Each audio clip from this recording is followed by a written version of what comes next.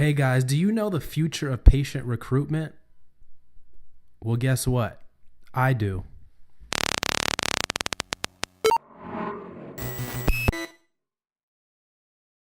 Hey guys, ECRG here, back with another video. Today we're going to be talking about patient recruitment and its future.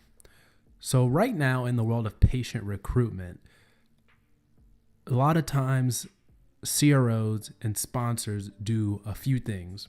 They typically partner with principal investigators or sub-investigators who have a nice size practice or work for a large hospital with a great, vast patient database, which is good because when their patients come in, they can just talk to them about coming to be recruited into the study. So that's one of the best ways and will probably be one of the best ways for a long time because patients tend to listen to their doctor. So that's the number one way typically sites and CROs enroll into a study. What this video is about is not necessarily that dynamic, but some of the ways that they will advertise for studies. So will they be doing banner ads on the internet? Will they be doing radio advertising? Will they be doing TV advertising in the future? So as a lot of you probably know who are watching this video, or who even have access to this type of content, you know radio and television is not the future by any stretch of the imagination. Those ratings are pretty much faked and made up. Those TV shows that are on TV do not get millions and millions of views. They come up with those numbers based on really funky calculations, and it, of course, benefits the show. So same thing with radio. They aren't getting those millions and millions of listens. In fact, they've always way overestimated those listens. So, but one thing you can't fake is the number of views on a YouTube video, or you can fake it, but what you can't fake is the engagement. See, you can't engage with radio and you can't really engage with TV, at least to the naked eye. So that's one thing that you've got to keep in mind. But as far as the future of patient recruitment goes, the future of patient recruitment is going to be social media marketing over the internet. And that's because of big data. You've got companies like your CROs, like Quintiles, formerly Quintiles, now they're IQVIA. They just bought or partnered with IMS, who was a big data company. You've got Roche, a big pharmaceutical company that just partnered and bought Flatiron. We did a video about that, so check that out if you haven't seen it. But everyone is moving to the era of big data, and this, of course, is going to affect patient recruitment. So I predict in the future that every study, or at least every sponsor or every CRO, will have a patient recruitment department or a patient recruitment guru, somebody who runs and manages the campaigns for patient recruitment. And here's why. Because that stuff just works. If you go on Facebook and run an ad for your study, let's say it's a diabetes study, you can literally target way down to make sure you're only targeting your population. Like this. Let's say it's a diabetes study. I can target and let's say it's a children's diabetes study at that. So even more specific. So what we can do is we can target to the parents, because it's going to be the parents that ultimately make the decision on whether their children enroll into that study. We're going to be able to target the parents. So any parents from 25 years old to 40 years old.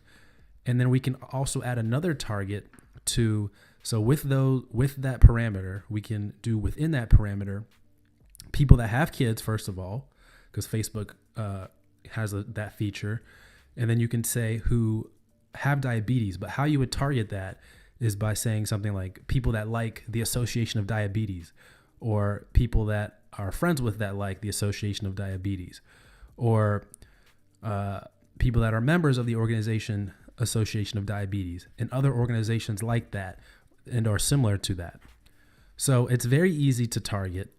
And you could do that based on location as well. So if you have a site in San Antonio, you can do those same parameters. If you got a site in Denver, Colorado, you can do those same parameters. And that was just an example. You could do this for any study, any indication.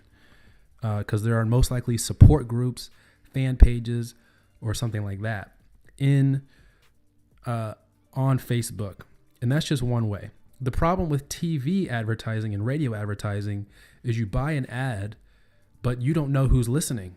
They don't have that micro data like a Facebook is going to have, like an Instagram is going to have, because Facebook owns Instagram. TV and radio do not have that type of micro data. So that's why typically those ad displays don't work as well, or you don't get as much targeted as you would on a Facebook or any digital platform, because they just simply have more data and you can target better.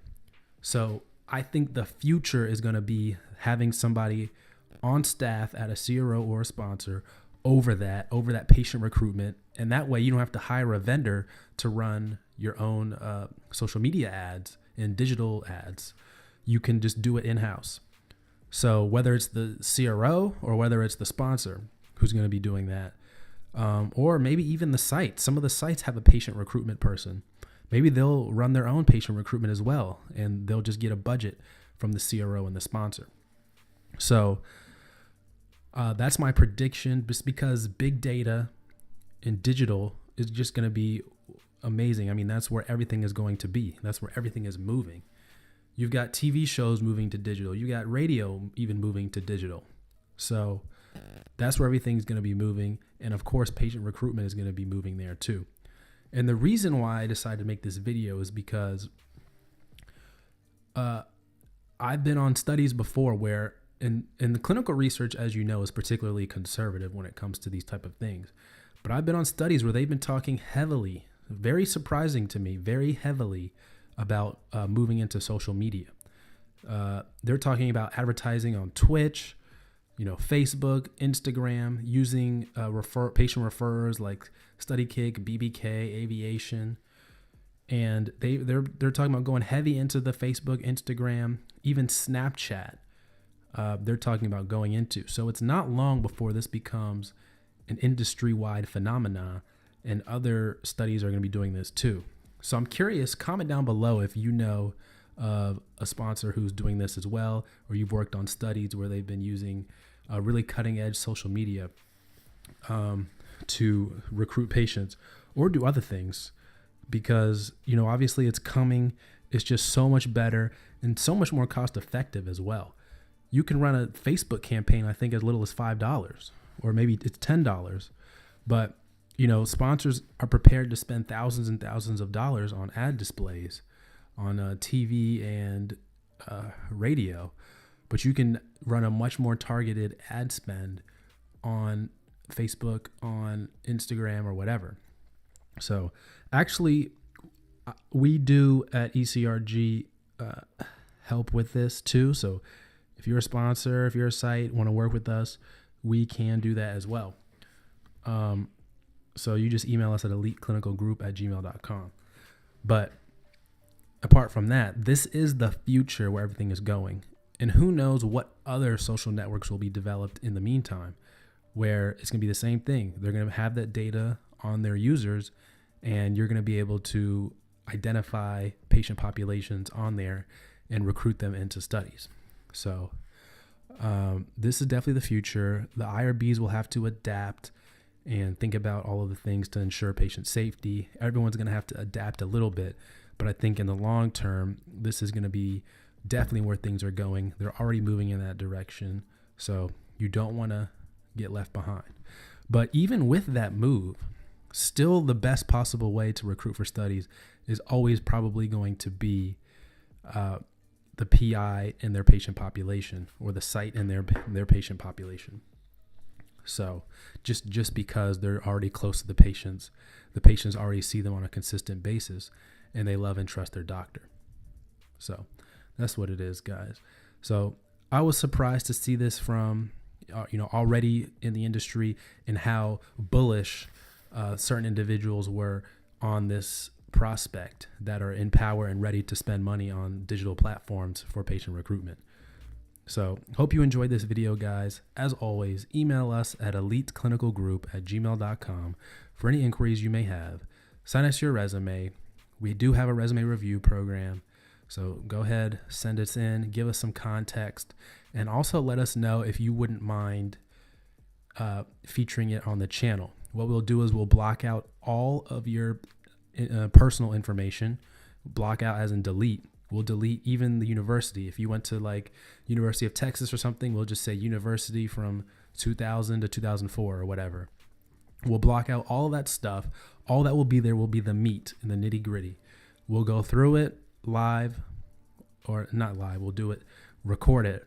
We'll go through it, talk about some changes, talk about some insights, and then give a little context to your story as well. You can do that in the email. So we'll do all that.